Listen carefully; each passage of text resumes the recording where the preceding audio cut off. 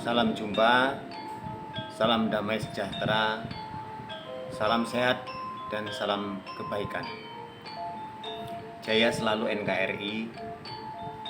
Teman-teman kembali bertemu di channel Tri Joko Metro. Saat ini saya ingin mencari tahu tentang Bapak Ganjar Pranowo yang saat ini menjabat sebagai Gubernur Jawa Tengah. Tetapi yang mendorong saya untuk tahu tentang beliau bukan karena beliau sekarang menjadi gubernur, bukan karena beliau sebagai kader PDIP, bukan. Pak Ganjar juga tidak kenal saya. Karena ramainya para netizen membicarakan beliau di sosmed, itulah yang mendorong saya. Apalagi banyak yang mengaitkan beliau untuk dicalonkan pada Pilpres 2024 mendatang. Saya jadi ikut kepo, penasaran, dan berusaha mencari tahu kenapa dan seberapa besar peluang beliau bila nanti dicalonkan sebagai Pilpres di 2024. Dalam penelusuran ini, saya menggunakan kalender 5000 atau Jawa. Mengapa? Karena saya ingin menyelaraskan info-info yang ada dengan kalender 5000 ini. Selain itu, kalender 5000 bisa memberi data pendukung yang lebih tentang hari-hari di masa yang sudah lampau. Dan semoga dari kalender 5000 ini kita nanti bisa menemukan benang merahnya. Teman-teman, penelusuran kita ini kita mulai dari hari kelahiran beliau. Pak Haji Ganjar Pranowo lahir pada tanggal 28 Oktober 1968. 28 Oktober 1968.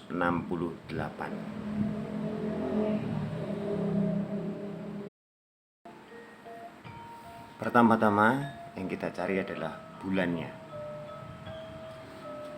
Bulan Oktober. Bulan Oktober itu adalah bulan 10. Bulan 10. Ini bulan 10. Kita putar bulan 10. Oktober. Lalu 1968. Itu angka 19 dan 68. Ini 1968.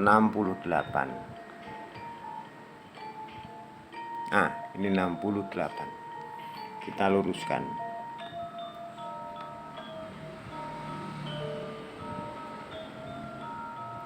(1968). Lalu kita cari tanggal 28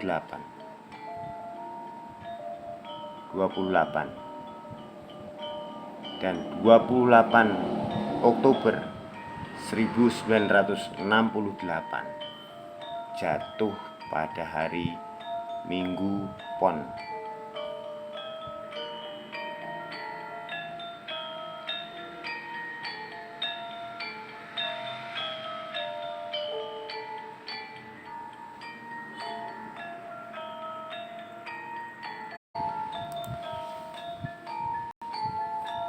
Lahirnya Bapak Haji Ganjar Pranowo itu pada tanggal 28 Oktober 1968.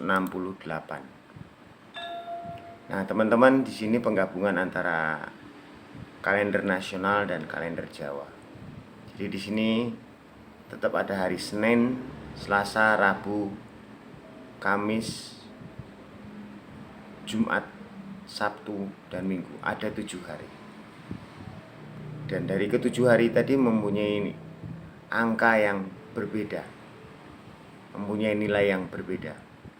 Begitu juga hari-hari dalam tanggalan Jawa pon wage kliwon legi pahing. Itu mempunyai nilai yang berbeda-beda. Dari kalender tadi kita melihat bahwa Pak Ganjar Pranowo itu terlahir pada hari Minggu Pon. Dan Minggu itu bernilai 5, Pon itu bernilai 7. Nilai atau kondisi tanggal 28 Oktober pada hari Minggu Pon, karena tadi Minggu bernilai 5 dan Pon bernilai 7, bila dijumlahkan adalah 12, maka nilai atau kondisi pada Minggu Pon adalah lungguh. Mungkin teman-teman ada yang bertanya, lungguh itu apa? Sri itu apa? Dunyo itu apa? Loro itu apa? Pati itu apa? Sri di sini bisa kita artikan atau bisa berarti raja, kejayaan, kekayaan, kebebasan, kemakmuran, sukacita. Jadi Sri bisa diartikan seperti itu. Dan lungguh itu bisa diartikan kedudukan, posisi, status, pangkat, kuasa, dan kehormatan. Dan donyo itu bisa diartikan uang, harta, kemewahan, warisan, atau hal-hal yang bersifat duniawi. Loro itu bisa diartikan sakit atau kesulitan, prihatin, atau masa yang sulit. Dan pati itu bisa diartikan mati, terpuruk, menderita, miskin, atau masa yang berat. Nah, karena tadi Minggu Pon jatuh pada posisi lungguh, maka 28 Oktober 1968 mempunyai arti atau diartikan kedudukan, posisi, status, pangkat, kuasa, dan kehormatan.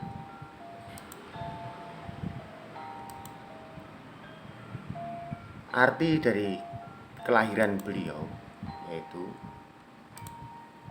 pada tanggal 28 Oktober 1968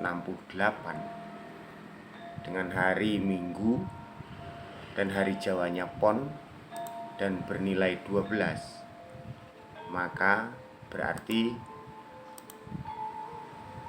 lungguh.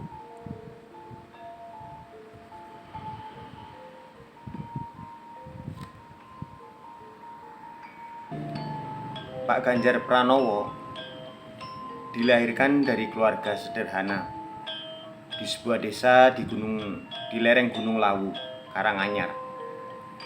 Ayah beliau bernama Bapak S. Pamuji dan ibu bernama Ibu Sri Suparni. Beliau terlahir awalnya dengan nama Ganjar Sungkowo. Beliau merupakan putra kelima dari 6 bersaudara. Ayah Pak Ganjar Pranowo merupakan seorang polisi. Masa kecil Pak Ganjar Pranowo juga memiliki kisah penggantian nama yang lazim terjadi pada tradisi anak-anak di tanah Jawa. Nama Pak Ganjar yang semula Ganjar Sungkowo berubah menjadi Ganjar Pranowo. Orang tua Pak Ganjar memahami bahwa nama adalah doa, sehingga kata Sungkowo yang memiliki arti duka cita, kesedihan, kesusahan diganti menjadi Pranowo.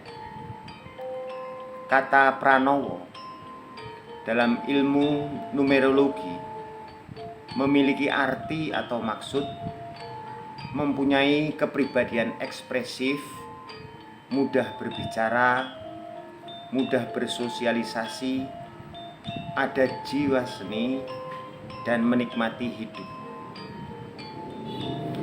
Pak Ganjar kecil di SD selalu terpilih menjadi ketua kelas. Memasuki SMP, keluarganya pindah ke Kutoarjo mengikuti tempat tugas ayahnya. Selanjutnya, beliau bersekolah di SMA Bokri 1 Yogyakarta. Menjelang kelulusan SMA pada akhir 1980-an, ayah beliau pensiun dari Polri. Ibu Pak Ganjar membuka warung kelontong dan Pak Ganjar sempat berjualan bensin eceran di pinggir jalan. Tamat SMA, beliau melanjutkan kuliah di Fakultas Hukum Universitas Gadjah Mada. Selama kuliah, Pak Ganjar sempat cuti kuliah selama 2 semester karena tidak memiliki biaya untuk perkuliahan.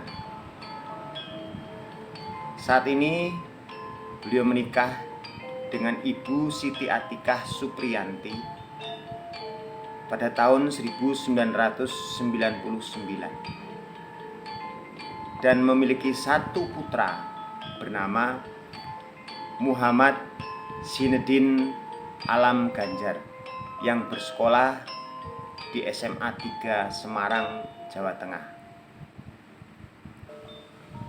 Teman-teman, bagi saya pribadi ada beberapa hal yang menjadi catatan. Yang pertama, beliau yang terlahir pada tanggal 28 Oktober 1968 yang jatuh pada kondisi lumpuh sudah menjawab satu dari pertanyaan saya pribadi. Kondisi lumpuh yang juga bisa diartikan kedudukan, posisi, status, pangkat, kuasa, kehormatan. Ternyata saat ini sudah beliau miliki, yaitu menjadi gubernur. Mas, jadi presiden kan juga posisi lumpuh. Apa beliau yang kira-kira bakal jadi presiden pengganti Pak Jokowi?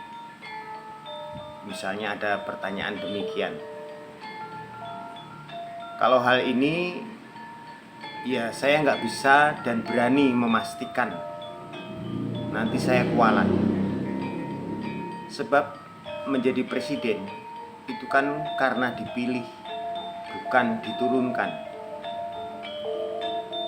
Memang jabatan presiden itu bisa menjadi ejawantah dari kondisi lumpuh, tetapi tetap melalui mekanisme pemilihan tentunya. Sehingga saya hanya bisa memberi saran, jangan golput dan jangan salah memilih di 2024 mendatang. Sudah paham kan bila kita salah pilih? Mas, kenapa penelusuran Pak Ganjar kok lewat tanggal kelahirannya? Kok enggak dari tanggal pernikahan misalnya? Mungkin ada yang bertanya begitu. Kelahiran adalah awal dari rencana Tuhan atas diri kita masing-masing.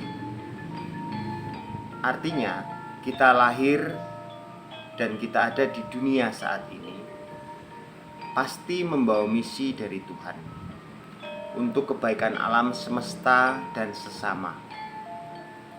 Jadi, dari setiap kita pasti membawa amanah kebaikan dari Tuhan. Dan Tuhan pasti sudah membekali kita masing-masing dengan talenta yang spesifik.